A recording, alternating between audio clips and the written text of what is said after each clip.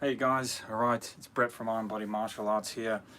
Just after doing some training today, I thought I'd just come and do a bit of a Q&A, do an update, training update. It's just a bit of an everything now that I've done my training for the day. So what I do today, did some grip strength training, doing the grip strength follow along, so giving everyone chance to catch up with that. So I just did some of that grip strength training. You can go and check out the videos if you're interested in those. Obviously it's free, you don't have to pay anything. Today I was doing shins, good old shins, forearms, knuckles, stuff like that with my bamboo bundle. Left it outside so it got rained on, but that was good because it soaked up a bit of water, made it even a bit more denser. So that, yeah, that's awesome. So done training with that. And then I was also using my sandbag. So I've got a sandbag that I got at Kmart. It was in one of those sandbag training bags. So I just got one of those. Done some striking, done some conditioning on the legs, on the shins. Did some skipping to warm up. So yeah, no, all in all, had a good one. Yeah, it was some good training. So we'll get a question and answer going, see who pops up. It might not be the right time for everyone. Oh, little thing of whiskey. But yeah, anyway, look, I'd just like to say thanks for all the people who follow and support the channel, and also, yeah, thanks for everyone who follows and supports the channel. It's been good. Yeah, training's been good, although I've been busy with the newborn, so I've been trying to fit it in. Hopefully you guys checked out the live training video from the other day. We're doing some knuckle conditioning and stuff like that. Yeah, question wise, we've had awesome. I put out a video about nunchucks. I put out a video about about traditional martial arts, or about Bujinkan, and that's had really good responses. You know, really good discussion on that video. That's been really cool. Same with the nunchuck video. Really good discussions going on there. Doesn't matter what side of the opinion people have. Yeah, it's just cool to have the discussion. Like I said, today I've been doing shin training, foot training, a bit of red sand palm training the fingers, training the grip. It's been good. Okay, so let's get on to today's topic, or one of today's topics. So one of the big topics that come on my channel, or one of the big topics going around at the moment, is sparring. So I've had quite a lot of unfortunately, usually it's on the negative side, but I've had quite a lot of comments from people, and there's a lot of comments from videos out there about sparring. You know, of course, sparring is an awesome thing, and you should do sparring. I encourage sparring. Yeah, sparring's great. But there's a lot of videos out there, a lot of people claiming that, there's even some people who claim, and some people have come on my videos and stuff and said, oh, if you don't spar, then you don't do a martial art. You know, there's ridiculous comments like that going around. And although, yeah, sparring is important, yeah, I don't think that's a claim that anyone can really back up. That if you do, because like I said to the person who made the comment, I was like, well, if you go and look at what a martial art is, it's like it is militaristic in fashion, you know. So yeah, even by the definition of martial arts, you can't say if you don't spar, you don't do a martial art. It's just not historically correct or true. But that's the belief some people hold. My opinion on sparring is good. Sparring is useful, but what you probably should be doing more of, and this I say to, like, because you got to spar. If you do sparring, how to find time, complexity of a Java. Tech Zone says how to find time, complexity of a Java program. Yeah. Sorry, man. Don't know what you mean there. I just don't understand that comment there. But I'm sure I will. But anyway, yeah. So sparring.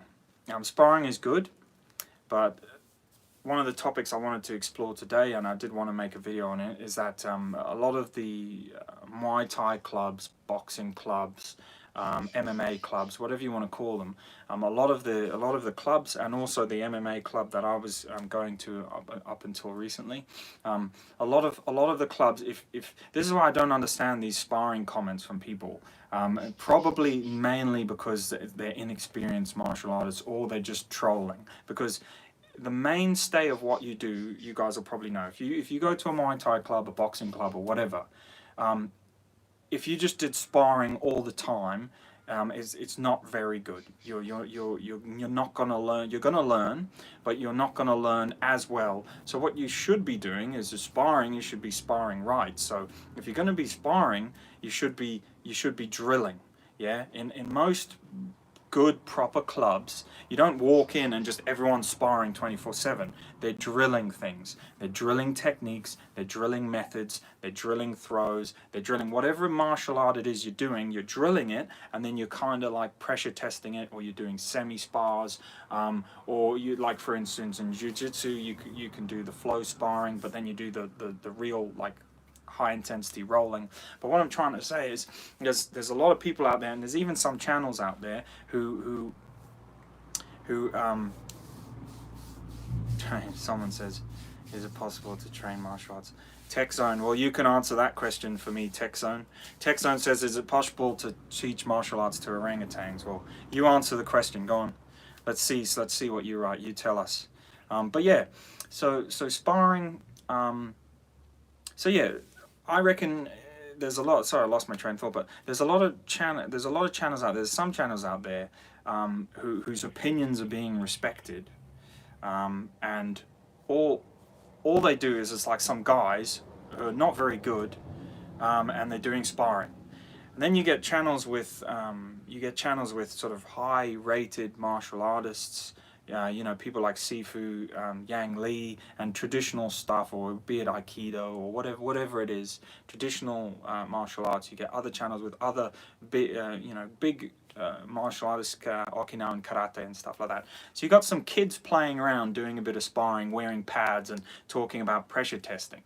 And the kind of general trend is everyone's listening to them because they're putting some sparring videos on YouTube of them just fighting their mates. And then you've got these big channels, like big kung fu channels, Sifu, Yang Li, you got Master Wong, whatever anyone wants to say about him, and others. And just think about all the big sort of martial artsy channels out there. And you basically got people listening to these kind of sort of kids and dweebs and stuff, people who aren't even conditioned and don't, fair enough on them, they're doing sparring and they're doing pressure testing, so that's a tick in their box. But as martial artists, they're actually not that good, but they are sparring, and then they're using that, so they're grabbing onto this idea that sparring is the most amazing thing, and then they're purveying this culture of, oh well, and I guess people are impressionable of watching it and going, oh well, if you don't spar, that Sifu Yang Li who's been training kung fu since he was freaking like this big, and he's now like 40 something, and he's like solid. Oh, you've got people trolling him saying, oh, you don't, even though he does sanda and traditional kung fu sparring. So what I'm saying about that is this isn't a go at sparring. This is a go at those people who are kind of trying to use sparring to validate themselves when they don't do anything else. When they don't toughen themselves, they don't whatever. They're just doing a little bit of sparring or whatever, and trying to claim that it validates their whole system just because they do sparring. So what should you do in good sparring and good martial arts, a good Muay Thai club, good boxing, good whatever club it is, MMA, is you don't just walk in and there's just sparring going on. That's just not what happens, yeah? And even in the club that I've been going to up until recently, you don't just walk in and there's just everyone sparring. So you should be drilling. And similar to traditional martial arts, you're drilling techniques, methods, stances. You're drilling it with two people. You're then taking it to like a spar, or like a light spar, and your technical spar, whatever you want to call it. And thanks Tech Zone, you contributed nothing. But have a good day. So what I'm trying to get at is sparring is good. Sparring is good, and we should all do it. But if you're just sparring with your mates, don't then go on traditional martial arts channels and this and that and the next thing, not know a lot about the martial arts, and just try and be like, oh, that's fake, that doesn't work, you know, like some of the channels are doing now, or you know, it's not helping anyone, because anyway, your sparring should be drilling. You should be doing way more drilling than you are sparring. Yeah. Well, hold on, let me get this straight. And there's people who talk about full contact sparring. Now, most UFC clubs, professional sports clubs, and everything else like that don't even do full contact sparring anymore because of the damage it does to the martial artist. Yeah, so if the big fight clubs and the big Muay Thai camps and whatever are not doing full contact sparring and everyone's smashing each other anymore these days, it's probably not a good idea for you guys to do it. I mean, do it if you want, but look at the professional fighters who do this all the time. What are they doing? What are they doing? Okay, they are sparring and it's good, but they're drilling stuff. Like in our club, the guys, when you watch the MMA club guys, they're drilling. Yeah, they're doing some pressure testing. You know, they're learning a technique. They're drilling it over a lot of different people. You know, with heavy contact, but they're drilling it. They're sparring. They're drilling it. I'm kind of going around in circles here, but the main thing I wanted to say is yeah, sparring is good, but you should be training right first. I hope everyone's getting what I'm trying to say. I'm not saying don't spar. I'm not saying don't do all those things you want to do. But if you are sparring, are you doing it right? What are you doing?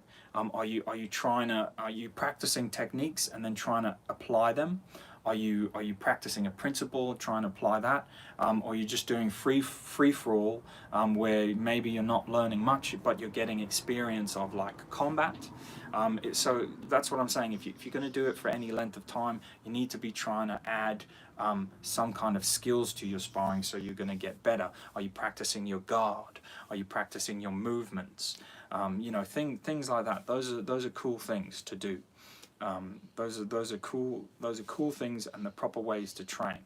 Not just sparring with a bunch of mates and some headgear on, and everyone thinks that they're the best martial artists in the world. So yeah, that's not a great idea.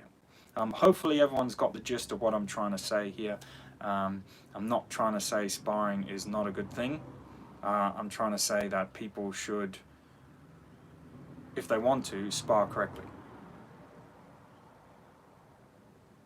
Timothy Dahl, does hard knuckle conditioning give arthritis?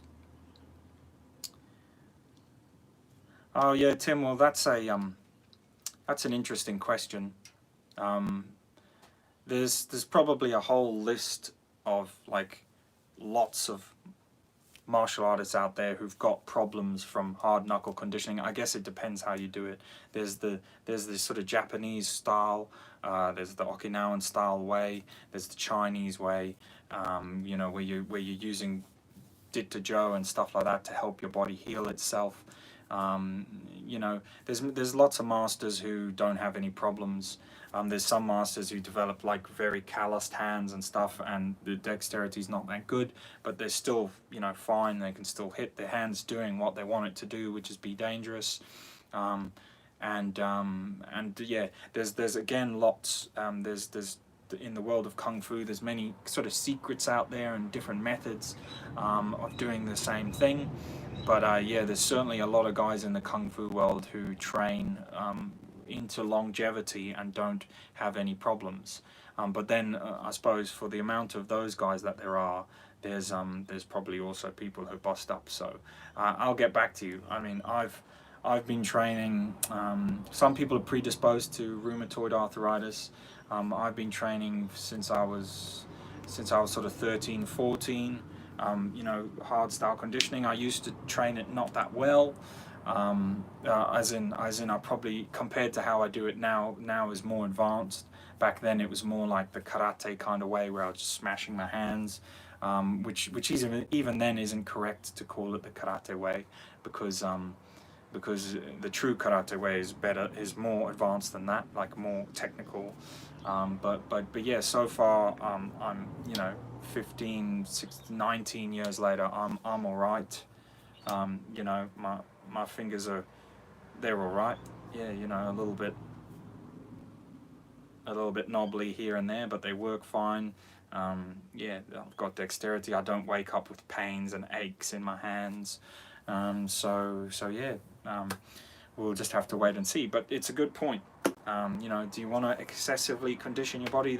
We were talking about sparring as well, and the kind of types and ways that people can spar, and is it useful? I was saying it's awesome, it's useful, and people should be doing it. But let's double check that. Are they doing it right? Are they doing it in a way that's going to build their martial arts up? In other words, are they just fighting their mates with some headgear on and stuff like that, and being like, yeah, we're sparring? Or are they trying to build themselves a bit more and go, okay, well, in this spar, I'm going to work on my guard.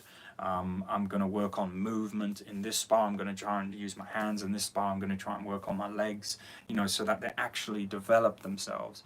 And then I was going on about the what do you call it?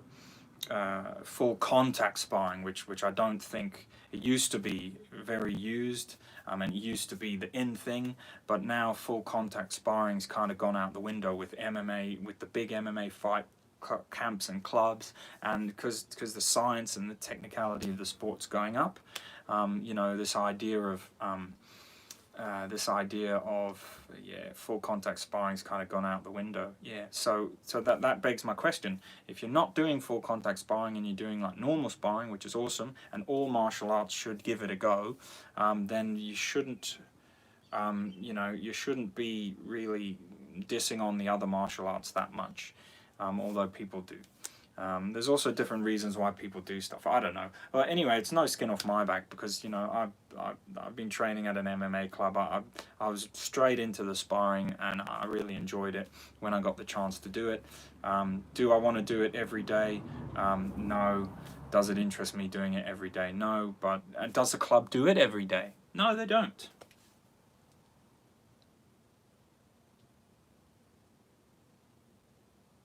Ah, yeah, Nards. Yeah, Nards. Yeah, Nards has done. Nards did a good nunchuck video. I believe Nards, like, that was awesome. But on what Nards said there, exactly right. So I don't want people to misunderstand me. Nards is saying that the spars that they would do would often turn into fights. So they and there's a big discipline thing there. So he prefers drilling. But Nards probably agrees.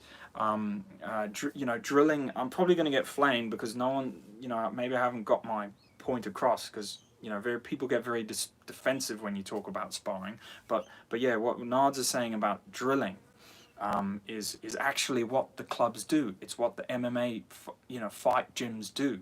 It's more drilling than sparring, but it's kind of like a cross between drilling and sparring. I'd call it like flow rolling or something. I don't know what you'd call it. Technical sparring. They're doing a lot more of that these days than any kind of heavy heavy full contact sparring, which maybe as a one-off, and when you start or when you're a bit into it, can give you this shock factor of oh shit, this is what a real confrontation feels like. But like Nard said, drilling is what you guys should be doing. So these channels that are dissing on all the other channels and saying, oh, you don't spar, you don't pressure test, whatever, they shouldn't be wasting their time even doing that stuff and saying those things. They should just, because they should just be worrying about drilling. Drilling and sparring, but not sparring in the way that we think. Like sparring, all kind of sparring is good, but what's going to benefit you the most? I'm sure you guys know what's going to benefit you the most. Okay, I'm doing a spar now with my buddy. Okay, I'm going to try and make my guard better in this spar. I'm going to use more guard. So he's going to come at me with everything, and I'm going to guard. I'm going to put him on the defense. So I'm going to use jabs and defend. This is if the sport combat thing is what you're after. On this one I'm going to try defend. On this one I'm going to try takedown defense.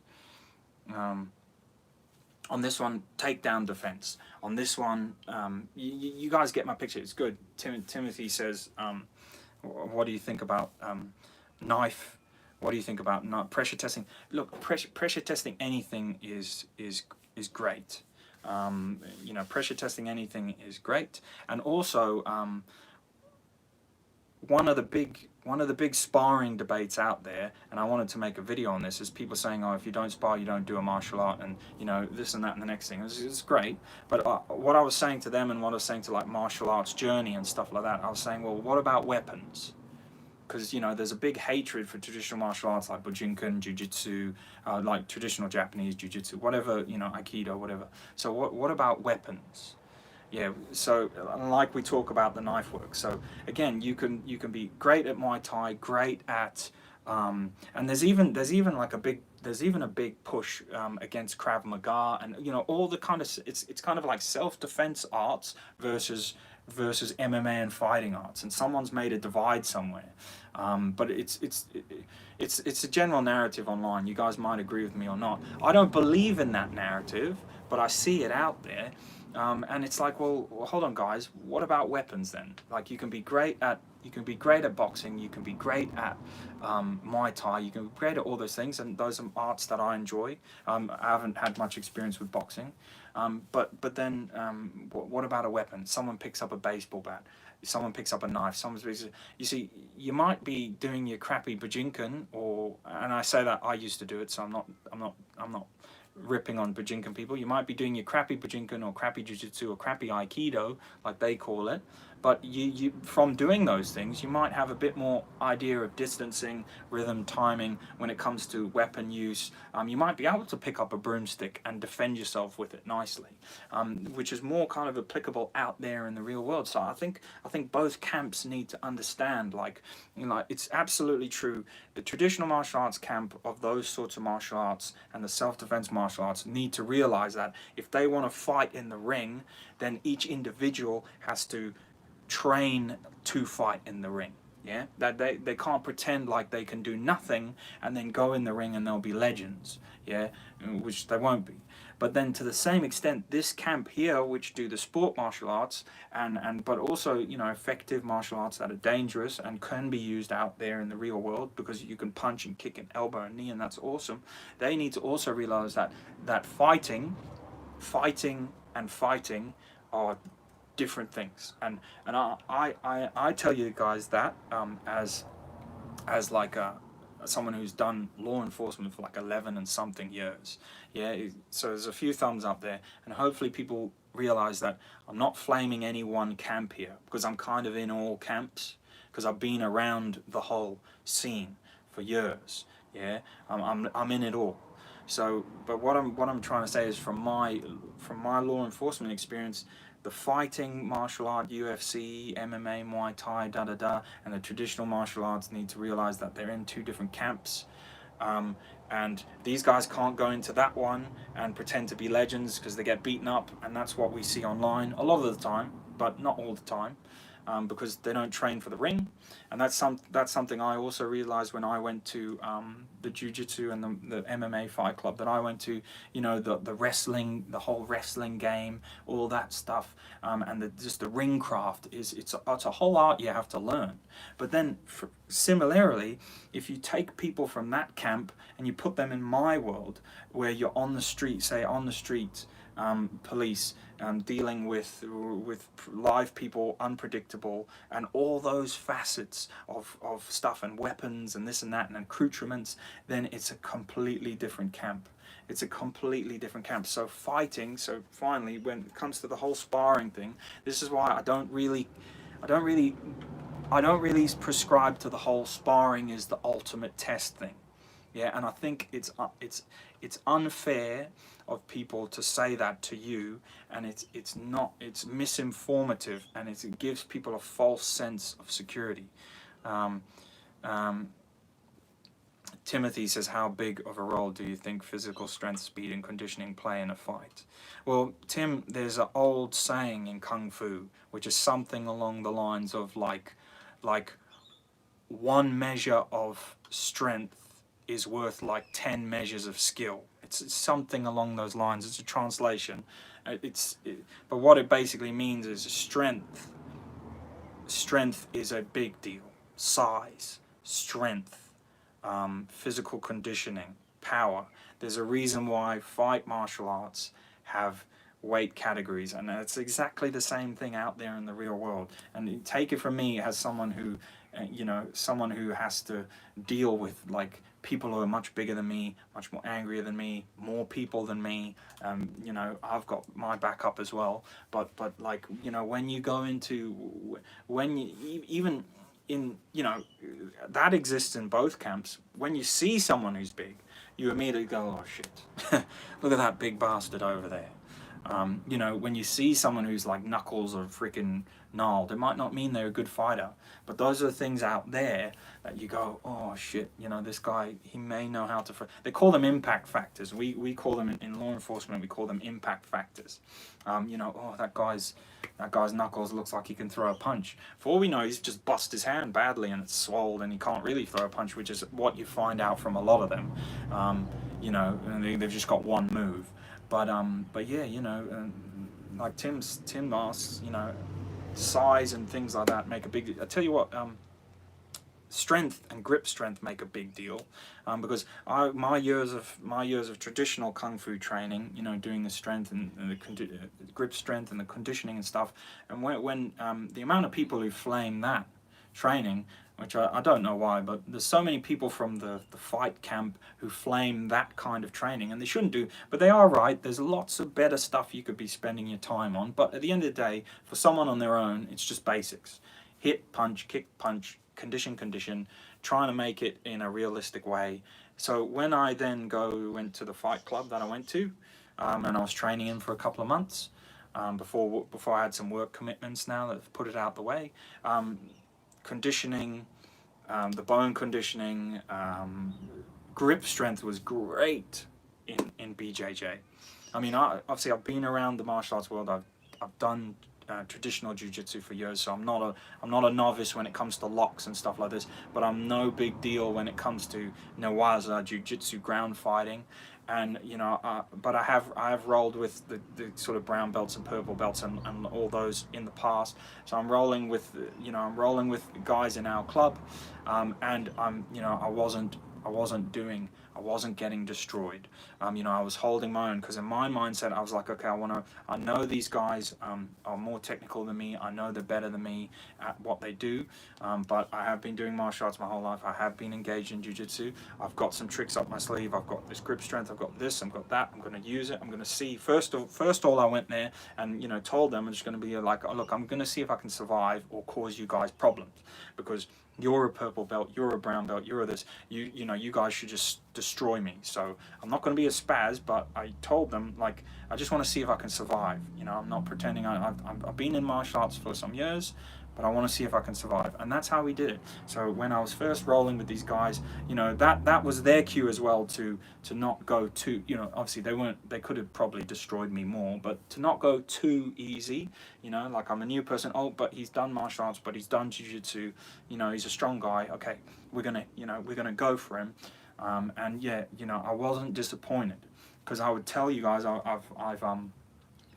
I've documented it before on the channel when I was going to the club, and I wasn't disappointed. So one of the great things, and I still did it there when I was going to the club, is at the beginning of every lesson I'd chuck that belt up on the pull-up bar, and I'd be doing cross grip pull-ups on the belt, on the martial arts belt. I'd be doing holds or hanging, doing pull-ups on that, and just hanging, gripping, hanging, some fingertip push-ups, and some stretching and stuff like everyone else does. And yeah, the grip strength stuff, I found it so useful. Gi and no gi. Obviously for gi it's great for the shimiwaza and the choking and stuff, and I'm not even that great with my chokes, but you get someone's gi lapel, you pull it. Great. Gripping onto bits of people, especially with a gi, and they're trying to pull it away, you just cannot do it. Obviously eventually they get out, and then when the no gi comes, when people are all slippery, I found it great for wrists. It was good. A couple of months back, I had a spar with a guy who used to fight used to fight in 90 kilo weight division kickboxing. He did it a few years ago. I got him with a good side kick, and it must have pissed him off because he hit me with some awesome combos like left, right, left, and I was like, ooh. And then we were going again, a few hits, left, right, left. He got me. I was like, and then another one, left, right. So he hit me with 3 rounds of combos in the face. And I must admit, inside, I was like, oh shit, I don't want to get hit with another one of those freaking combos, you know. But then I think he backed off a bit because he'd hit me pretty hard, and he was like, oh shit, this guy's, you know, he's still here. And I was still going, but little did he know, I was like, oh, I don't want to take any more hits, you know. But I didn't show him that, otherwise he would have come and tried to finish me off. But then it was good because then we got to the BJJ wrestling. And you know, this guy's been in grappling. You know, he's been in grappling. He's been in no-gi grappling for years. We got to the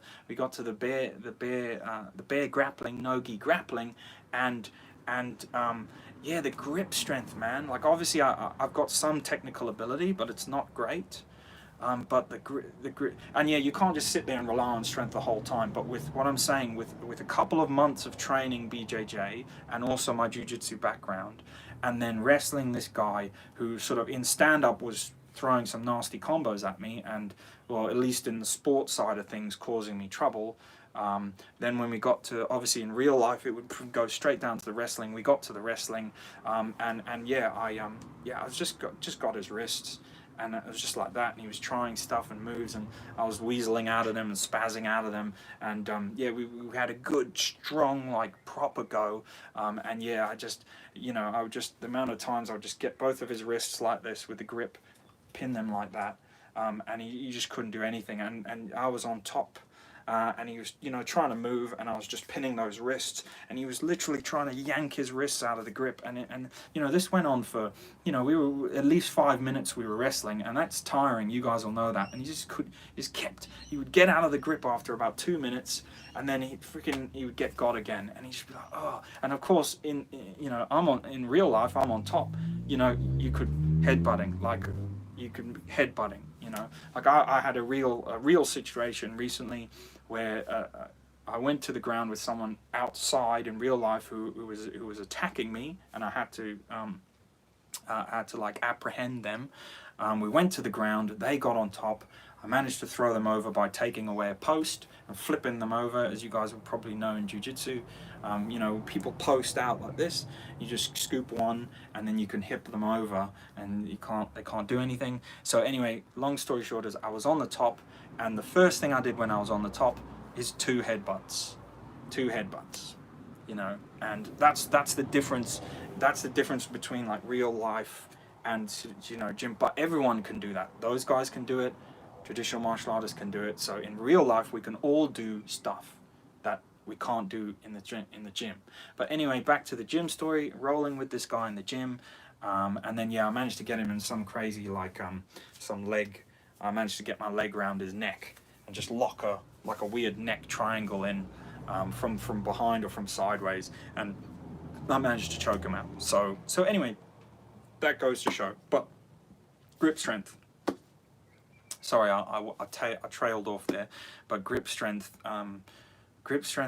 is a good one to train, trust me. And I keep saying it, there's a couple of guys at work who again, better at the BJJ than me, and although we haven't had any like rolls yet, and I say to them, man, like I've got my gripper, and I'm always gripping it, and these guys are trying it, and they're like, shit, this is such a strong gripper, and I'm like, yeah, man, like if you're into your BJJ, you know, like, oh, just do this grip, do grip training, man.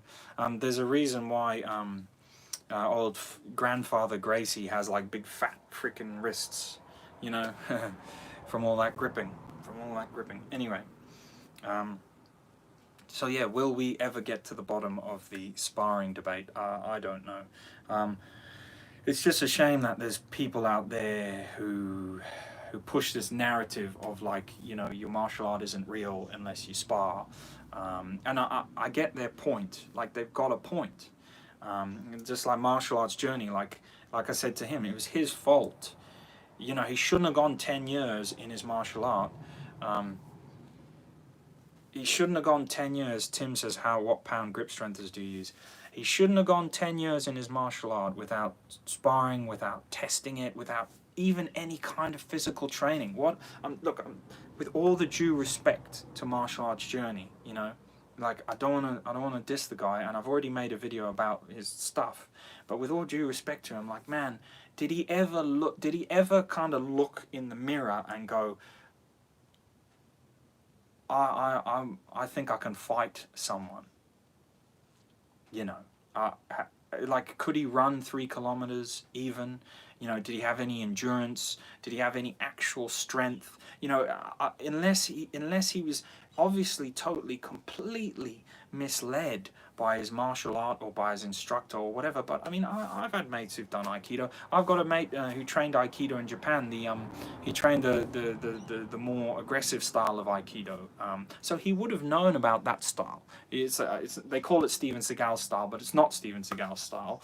There's Morihei Shiba invented Aikido, and he had one student that went off this way to like very soft Aikido, and he had one student who went off this way to more forceful kind of Steven Seagal style Aikido, and that's the one that my mate, Japanese mate, trained, and they were always getting the guys to, I mean, you should watch some videos of that Aikido. They even do actual like sparring and stuff, you know, knife spars and things like that. Nard says he learns lots of martial arts, but learns from the streets. Yeah, so Nard's, by the way, Nard's did a very funny and awesome video reply to Shadiversity's nunchuck video, with a bit harder on Shadiversity than I was. Nard's, you know, but I'm sure he was joking, but he was slamming poor Shadiversity. A bit more swears than I would use, you know, but no, I thought for what it is, very well edited, very funny. I even do a cameo in there with my freaking shorts and freaking thongs, you know, flip flops. So yeah, that's good. So, but yeah, Nard said he learned from the streets. Now look, the only thing I can say about the streets. Look, I don't know the streets other than the policing streets. You know, that's the streets I know. You know, Timothy says, "How good can you be if you're self-taught?" So yeah, we'll have a think about that, Tim.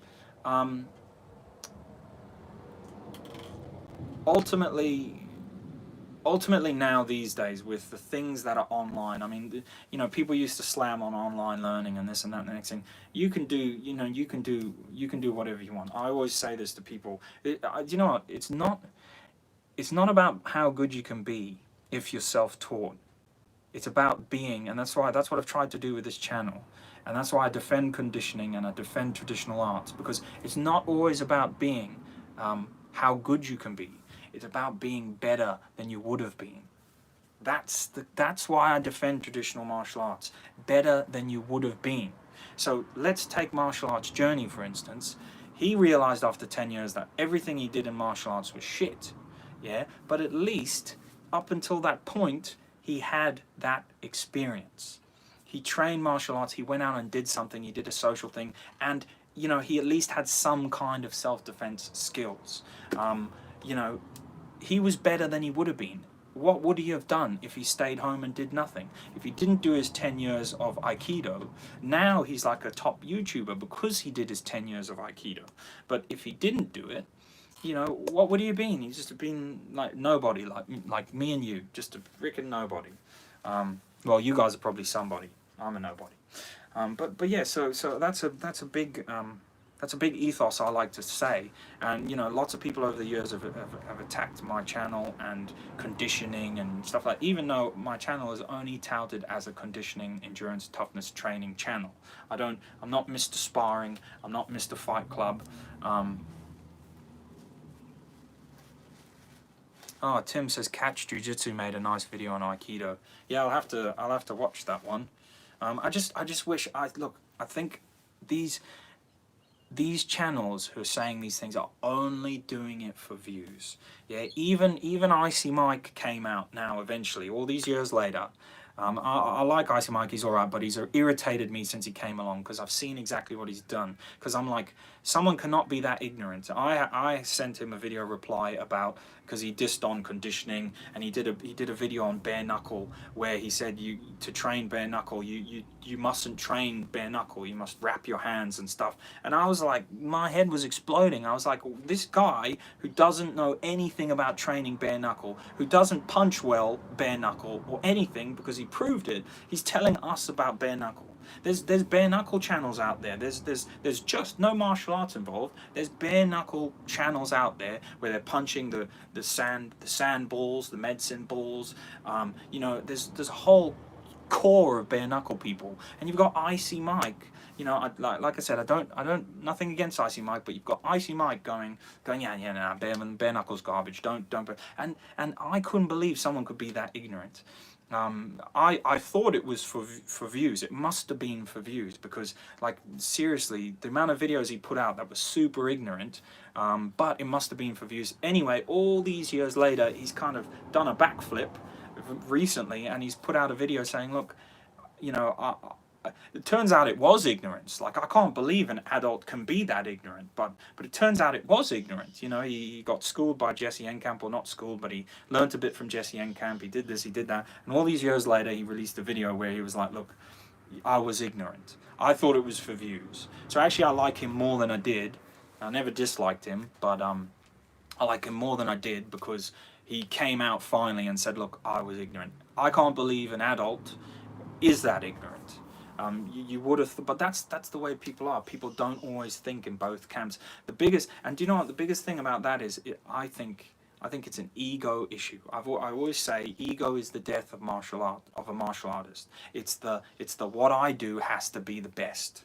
You know, so what Icy Mike did was all he knew, and it had to be the best, and he didn't know about the other worlds. He didn't know about iron palm conditioning. He didn't know about kung fu. He didn't know about karate. So he was just like, nah, and he joined the narrative of those things were all bullshit because I don't know about them. And that's like me saying BJJ's bullshit because I don't know about it. And people do that. People do that. Well, now I know about it, but people do that. People from traditional arts do it, and it pisses me off, and I'm sure it pisses you guys off. And people from this camp do it. You know, usually sometimes the fight camps are more vocal, because they've got those kinds of combative people who just, like, you know, they learn their combos, they do their fighting, they do it well, and they're like, this is bullshit, that's bullshit, never do this, never do that. Ninja Squad says good morning. Good morning, Ninja Squid. Good morning, Ninja Squid. Been putting up some comments on my videos recently. Good old Ninja Squid. So yeah, anyway, look, let me know what you guys think, but yeah, this, I wish I could put out like a quick video that everyone could listen to, which kind of summed up what we're talking about here, which is just like, chill the hell out, people. Whatever you do is not the best, but some things are slightly better than other things at what they're designed to do. One day, like you see Baz Rutten. You know, Baz Rutten, awesome fighter. He's the man. Listen to Baz Rutten. You know, he got injured, and he got arm atrophy, and his arms, you know, and he recovered, and his arms kind of came back. But look, he's someone who loves martial arts, and he loves that thing, and his whole style of martial arts, if his arms didn't recover or didn't atrophy, he would have to change it. For all we know, if he hadn't recovered, he would have ended up doing Tai Chi. And you would have seen Baz Rutten, the like biggest fighter ever, you know, Mr. Hardcore Restaurant Brawl, and he would have been there doing Tai Chi to just keep his health, keep his joints, keep his mobility going. You know, that's what I'm saying. It's like, you know, there's a saying in Japan as well, is like, you don't know martial arts until you've been every enemy that you're gonna face. And it's like, oh, what the hell does that mean? So in Japan, there's a general consensus of, you know, you don't understand martial arts. Tim says, have you heard about the upcoming fight between Eddie Hall and Hafthor? Yes, I did. I actually did a video about that fight, like a year ago or something. I did a video, just like a what's it going to be like sort of video. Didn't get many views, but it was something I was interested in, because I don't know if that fight's still going ahead or has it happened. But yeah, I'm actually looking forward to that. I can't wait to see that fight. What was the crux of what I said is it's going to be interesting, because neither of those guys are boxers. They're big guys. They've got a lot of weight and stuff that's superfluous to what they're going to do, but let's see. That's going to be awesome. Yeah, that's going to be an awesome video, that. But yeah, sorry, where were we before? Oh, I lost my train of thought. Must have not been that important. But yeah, I kind of, I don't know, guys. I guess it's a world where everyone just can't get along. I think there's I think, as I said again, it's so irresponsible of these channels, these big channels, to just be drumming up the views and poo-pooing all these traditional arts, because like I said, a lot of martial arts is about being better than you were. And actually, I made that comment to Icy Mike when he finally made his video where he said, look, I was being ignorant. Unless you're unless you're a UFC fighter, just do whatever freaking martial art you want. I made a jokey, tongue-in-cheek comment where I said on this video, I said, well, look, Mike, Tim would have been doing his martial art, but you've been flaming it for the last couple of years. So now little Timmy's just doing nothing. He's sitting in his room playing computer games. So that was just a bit of a joke, but you get where I'm coming from. Just yeah, my ethos is do what you want, be better than you were yesterday. Yeah, if I don't have to fight anyone. If I do some grip strength training today, I'm stronger than I was. If I do some curls, if I go to the gym, I'm better than I was yesterday. Sensei Emmett. Morning, Sensei Emmett. How's it going, my friend? Sensei Emmett's one of the guys who has supported the Patreon channel for a good few months now.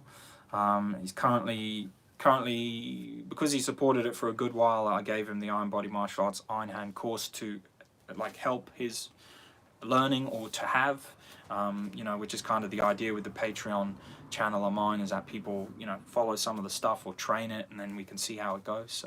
So yeah, that's good. Also has an awesome channel where he interviews some awesome people. I think he even interviewed Benny the Jet Rodriguez. I can't pronounce his surname, but anyway, Benny the Jet, what a martial arts legend, and Sensei Emmett's interviewed him on his channel, so go and have a look. So someone said there, what do I think about ninjutsu? Well, look, that's a big. I know I've done a Bujinkan video, but that's a big topic again. Ninjutsu. I've never believed, even years ago when I studied Bujinkan, which I now just refer to as Jiu-Jitsu. Yeah. Even years ago, when I didn't know much about Jiu-Jitsu, I'd come from a karate background, and I went to Bujinkan. I only paid any attention to the Jiu-Jitsu stuff.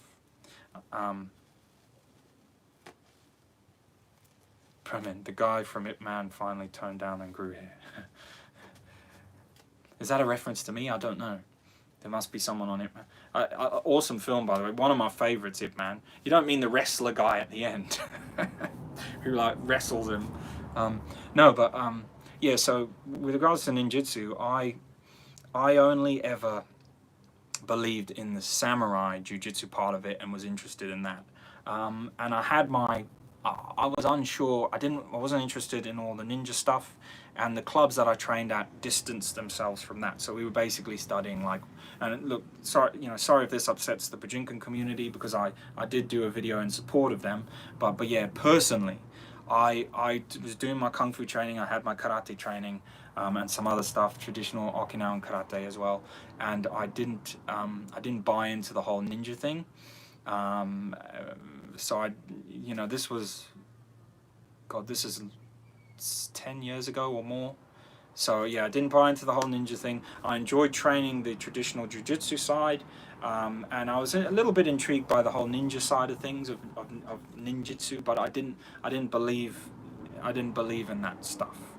Since then, there's people who've come forward, like Anthony Cummins, who've put good arguments together that ninjutsu doesn't exist. Like ninjas exist, Shinobi no Mono, and they did jujitsu, samurai skills, and there's no real evidence that, well, this is his point, is there's no real evidence of a ninja martial art per se. It's just people doing martial arts of the day. It's similar to like the CIA and whatever now, or special ops doing Krav Maga or whatever it is they do.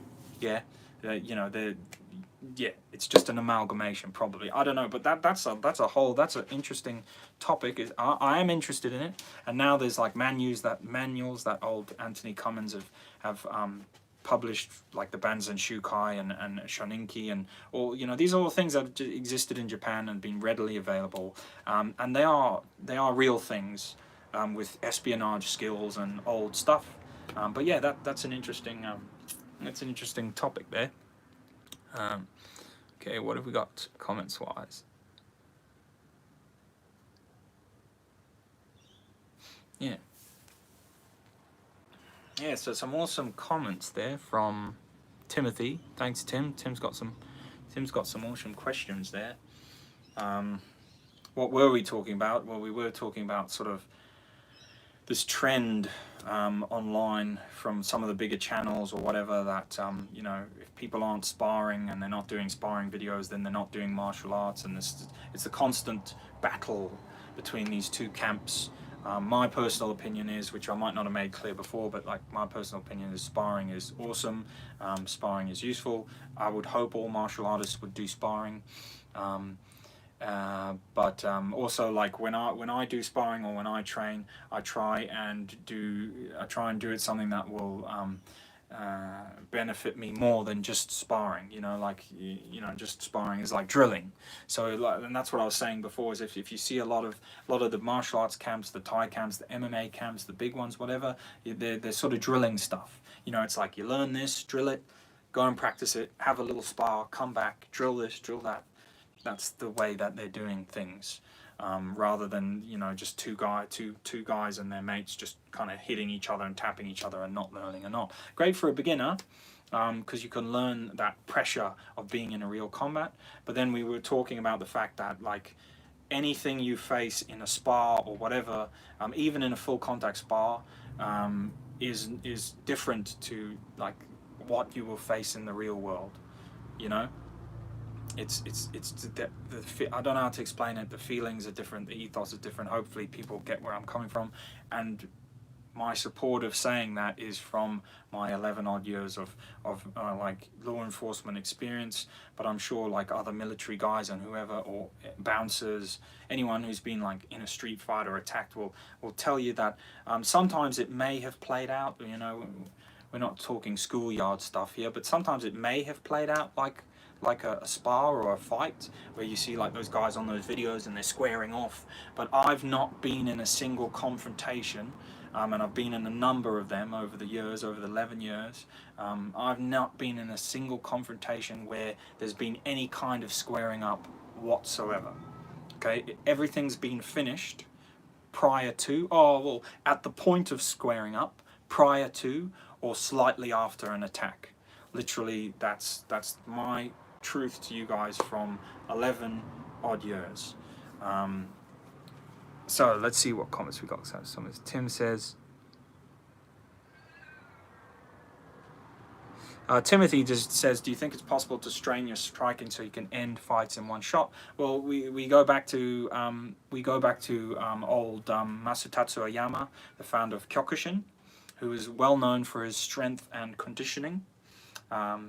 He coined this one punch one kill, and they used to call him God Hand. And then again, it's funny because for all the people who say that, you know, traditional martial arts don't work and they're crappy, they probably don't realize that even though he was one of the sort of second forefathers of Okinawan karate, was it him, Kojan Miyagi, Gishin Funakoshi, even though he was one of the forefathers of karate, he made Kyokushin, bringing it, you know, through into Japan. He fought in K1. K1 has been going on in Japan for years. He fought in K1, and the stories go that he was very devastating and powerful, and he would hit people with one like karate style punch, and he would crack ribs, and he would put people down.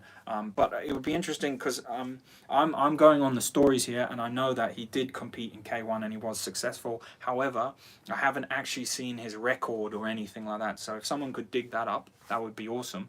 But there we go. That's traditional karate. And I actually saw a video just the other day where someone was slamming on Kyokushin and they were dissing on it, and I was like, man, Kyokushin is a freaking solid art. But I agree with the point they made. The point they made was no punching to the face, and that can be an issue, because yeah, obviously in real, well, it depends. In a sport contest, they won't inherently punch to someone's face, but then in real life, you would hope that they would.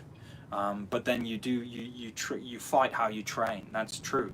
So maybe some Kyokushin guys can come forward on that. But solid conditioning, solid stuff, and yeah, and there's one example of that sort of thing being powerful. One other example for you is that back in the day in China, people have apparently, so the story goes, so the history goes, what I've heard anyway, is people of distinguishment or whatever used to wear a plate, a metal plate on their over their heart. And that's because, like, assassins, martial artists who were trained, or iron palm or whatever, it was to defend against this palm strike. That's one of the stories that goes around the iron palm circles. They would wear this mirror heart plate of metal, but it could be going into folklore. Like, in other words, they did wear it, but it may be a folklore thing that, someone was killed with this iron palm strike to the heart. But there is a documentation of one iron palm master killing a horse with a strike, which is very cruel and unfair. But yeah, that's apparently something that happened. But again, it's did it actually happen? Who knows? But certainly, when you see the kind of feats of conditioning and power out there, and you see these guys kicking, all the videos going now of these guys kicking freaking cow bones in half, kicking wooden planks in half. There's no question if those guys hit you, if they hit you. But to bear in mind, they're also martial artists who can do lots of other stuff. We all have to put our ego aside and go, shit, if I get hit with that guy, and it's highly likely I will, I'm not going to be able to block it, I'm not going to be able to defend it. What the fuck am I going to be able to do? Excuse my language.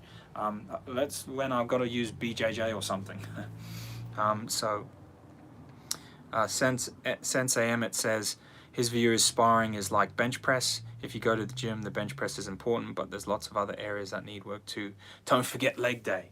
Yeah, 100%, man. Sparring is awesome. But look, I find maybe I'm in a bit of a privileged position because I'm someone who deals with real people out in the world, and I have to deal with them in like a combative way, with being in the police or whatnot. So I'm used to wrestling with people, grappling with people. I'm used to sometimes being attacked, luckily not too often. Accoutrements, force options, risk assessment. I'm used to that sort of world, I suppose, similar to like a doorman or this and that. So maybe I'm in a bit of a privileged point of view where, some people sparring, that's their only exposure to that world, but then they should understand that. And that's what I don't get, is that I'll put out videos and I'll say something, and then I'll also at the beginning I'll say, look, but I'm trying to give you evidence here, I'm a cop. I am in the real world, so this is why I'm saying what I say. And these people still come and say, oh man, you're an idiot, you never spar, you don't even know what real life is. And I'm just there pulling my hair out like, well, I'm not really, because I don't care. But it's sad because, their ignorance is what's going to get them hurt, it's going to stop them from learning. Because if they really think that the spar that they have is real life, then they've got another thing coming. And maybe in a few situations it might work out for them, but if you're someone like me who you get tested in those scenarios again and again and again, I spar with real life. I'm making a pun here, so don't quote me on that, but I spar, and military personnel and like bouncers and all those kind of people, we spar. We're not just self-defense instructors. I instruct you on self-defense. Well, I'm not an instructor one, But two, I'm not just trying to, I'm not just a self-defense, I'm not just a martial arts person who thinks because I do martial arts, I know about self-defense. And that's the problem. There are martial arts people out there who know martial arts, and they think because they know martial arts, they know self-defense. And I suppose they do to some extent, but they don't unless they're sparring with the real world. You know, which is so in with that logic, I can say the same thing. I can say, well, if you don't spar with the real world, if you're not out there dealing with real drunk people, if you're not out there, you know, actually having people try and hit you with spades and freaking, if you're not out there on the freaking riot line with a shield and a freaking baton, someone's out there in the middle with a freaking cleaver trying to cleave someone else's head like I had last New Year, if you're not doing that, then you don't know what martial art is, and you don't know what real life is, you know, and until a real person who says that they're going to cave your head in puts you on your ass on the floor, you don't know what it's really like. But do I say that? No, I don't. But I could. So that's logic against logic, but they'll probably come up with some excuse as to why that's not valid.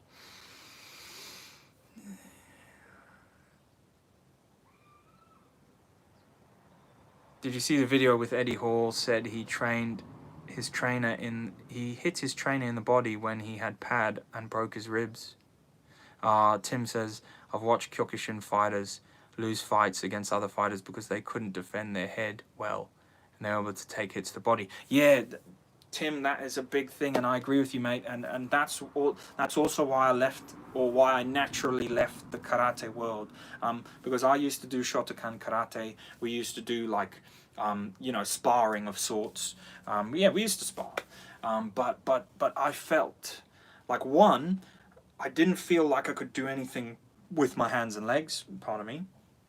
And two, I just felt like the distancing was out all the time. And that is because we were always like doing these drills where you were punching like here, and we weren't punching through the opponent. It's only in later years, because I did that as a kid, when I moved country and I had some time to my own, that I was on my own. So I think Tim said, how good can you get on your own? I was on my own. I only had the memories of my sort of brown belt in Shotokan karate as a kid, and then I trained and I got into Shaolin Kung Fu, and I started like amalgamating what I was doing, and I started like exploring in myself. And the first thing I did away with, which was this rubbish, like hitting like here.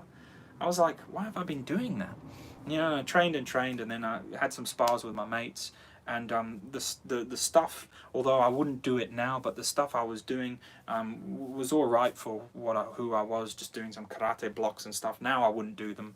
Now I'd be jabbing away at like people's bones with my bones and freaking punching them in the hands and stuff like that, which is another evil thing you can do. Everyone thinks like iron palm and iron fist, you know, it's just like palming people here and here and here. But I tell you what, if you've ever been struck in the back of the hand, you know, like one of the first things my instructor did, I was also pretty, you know, conditioned at the time because I'd done years of training. But one of the first things my kung fu and jiu-jitsu instructor did, like when I squared up my guard to him, and he just went like that, bang, and punched me in the freaking back of the hand, like with a phoenix knuckle, like this, boom. You know, and that's what I mean about squaring up. You know, it doesn't happen in real life. I would do the same thing. If someone squared up to me bare knuckle in real life, the first thing I would do is go bang, and I'd punch them freaking in the hand or in the knuckle, because I've done it before to people and it wrecks them. You know, you can use a fist like this, like I was training the other day, and yeah, you can hurt yourself, but that's why you condition it.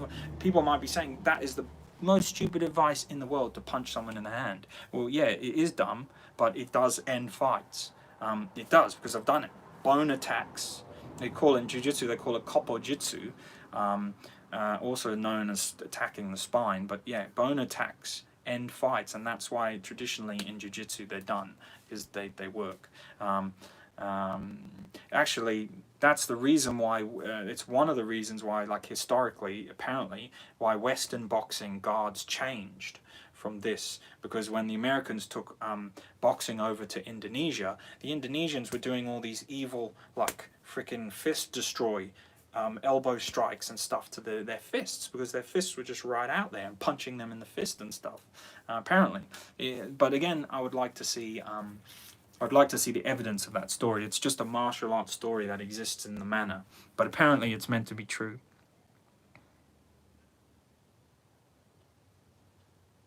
Yeah. So Tim says Salat's an awesome art. There's actually a lot of, I found there was a lot of similarities between Salat and the Bujinkan stuff that we were training in Bujinkan, with the knife work and the movements and stuff like that. Oh yes, my horror show. Hello, sir. Another person who follows the channel. Thank you very much. Loves his Salat. Secretly been training his Salat. Yeah, Salat has very traditional, deep kung fu roots from the Chinese like monks who came over, who moved and escaped the Cultural Revolution and stuff. So the stories go. So yeah, well, I was watching some Salat the other day. I think me horror show and me saw the same video, but I saw it like I think 6 years later, and because I do look in on Salat from now and then, from time to time. I have a little look, and yeah, yeah, and Thailand. There's old Mai Boran, yeah, good old Mai Boran, yeah. There's a Mai Boran channel that seems pretty cool, and again, awesome stuff, man. And I believe it isn't I don't know if this is true, but isn't what's his name? The guy who does Ong Bak. Oh, why don't I remember his name? Oh, this is a catastrophe. Tony Jaa. He's meant to be Mai Boran trained, I believe, unless that's just like a film thing. But yeah, you know, he does some awesome stuff that appears to be from like a Mai Boran lineage. But that might just be movie foo, I don't know. Yeah, Nerds, says Tony Jaa.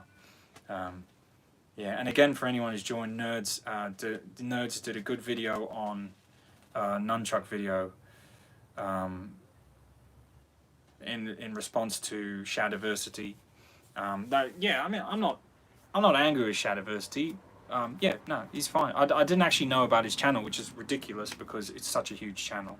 I'm like this no one of YouTube that floats around. And Sensei Emmett says he enjoys throwing Phoenix Fist to the solar plexus. Yeah, man. And do you know what? Again, people poo-poo traditional martial arts, but there's a book I would like you guys to have a look at it. It's called The Bare Knuckle King of the Gypsies by Bartley Gorman. I read this book back when I was in school, 2014 or ending of school, yeah. And now there's actually another channel here on YouTube somewhere who's talking about, it goes through the book. Bartley Gorman is the guy. He was a gypsy bare knuckle fighter, and in this book, this guy explains to you the punches. So he was a bare knuckle fighter, gypsy fighter, years ago, back when they had a little bit of not culture, but back when they had like more. Well, he said it himself. They had more culture and more honor and this and that and the next thing. So those are his words, not mine.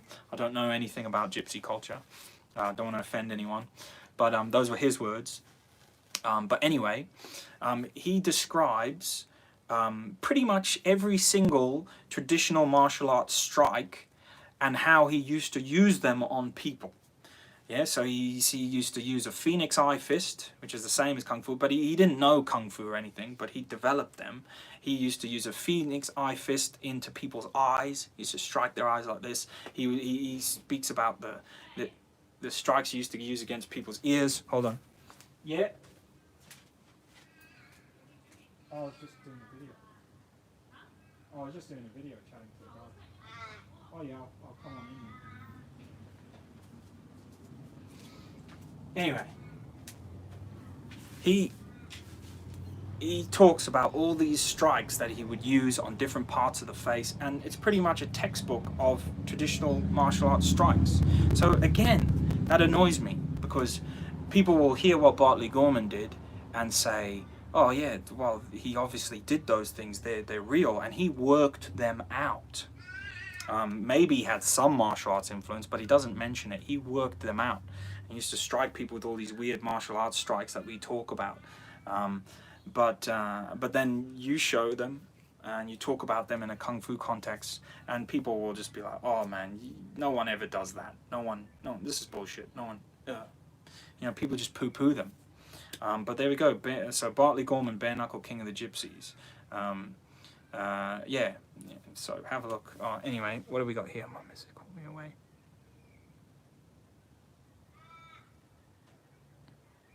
Timothy Dahl says More Morny is a Salat YouTuber, has some iron body and fist training that looks similar to Iron Wire Kung Fu. Yeah, that's because it'll be the same, mate. It'll be the same. Yeah. Salat's a very feral, dirty art for fighting in the jungle, says Me Marsha. Yeah, unfortunately, those guys were responsible for poisoning Don Drager, who was as my mate from. Oh, Tech Zone's back again. I'm just about to go, Tech Zone. Tech Zone was going to tell me before about something about how you could train an orangutan to fight martial arts or something. I'm waiting for it, Tech Zone. So I'm all ears. Oh, he's gone again. But yeah. Anyway, yeah. So Don Drager, who was a big sort of mixed martial artist of his day, Don Drager got poisoned by the Indonesians because he used to travel the world. You should read up about him. My mate Abdul Rashid introduced me to him. I actually didn't know about him years ago.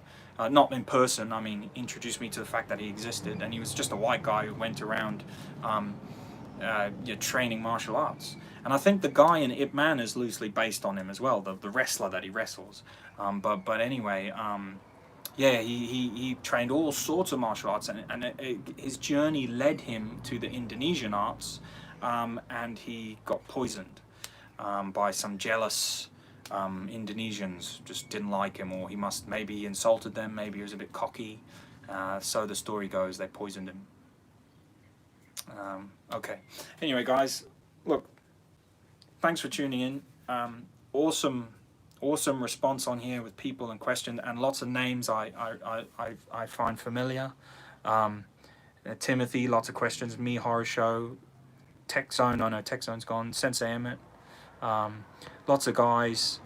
Oh no, Tim. Yeah. So look, thanks guys for kind of coming here and having this martial arts chat. Yeah, it was fun. Talked about all sorts of different stuff. I'll try and do them when I can, but I've got to now, as you probably heard, done my training. I've got to go and look after the little baby now, who's how is he, 6 or 7 weeks old. So sleep is not high on the list of things, and training is, I'm fitting it in.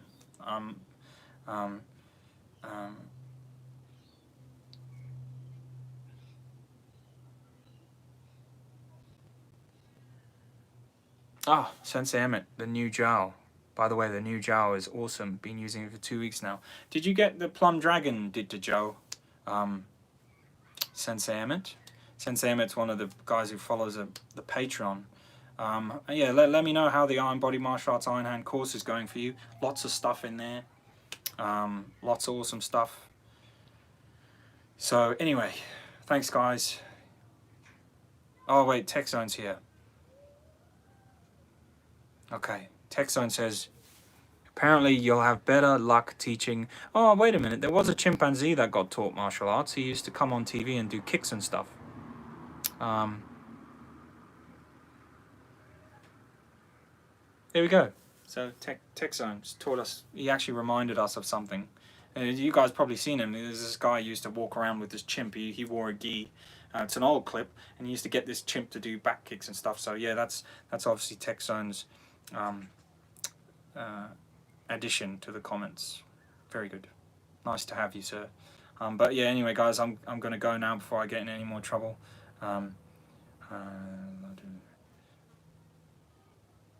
Okay. Thanks, guys. Keep up the good training. Oh, Iron Palm Productions. Nards. Thank you, Nards. Go and check out Nards' channel. He does some awesome stuff with the nunchucks. Yeah, he does this double-handed nunchuck strike as well. And I mean, I do like the nunchucks. I used to train them more. I must admit, I don't train them as much anymore. But he does this freaking double-handed strike with the nunchucks. I might give it a try with mine. I don't know how it would be with like flailing back at me. But again, like I said on my video to Shad, as long as you hold your nunchucks at arm's length, you're fine. It's not going to hit you in the head. Yeah, it's like lesson 1 of nunchuck. You can do what you can close your eye. I can close my eyes and do nunchucks. I won't hit myself anywhere because I just hold them this far away and they don't hit me. Anyway, I'd love to stay. Gotta go. I'm gonna get in trouble. But thanks, guys. Good training. Don't be shy to send me a clip, a link to some of your training, anything like that. Pop over on the Patreon Iron Body Martial Arts thing. Come and see that. You know, you can follow it without having to join, so you can still send me stuff or whatever. Yeah, anyway, thanks guys.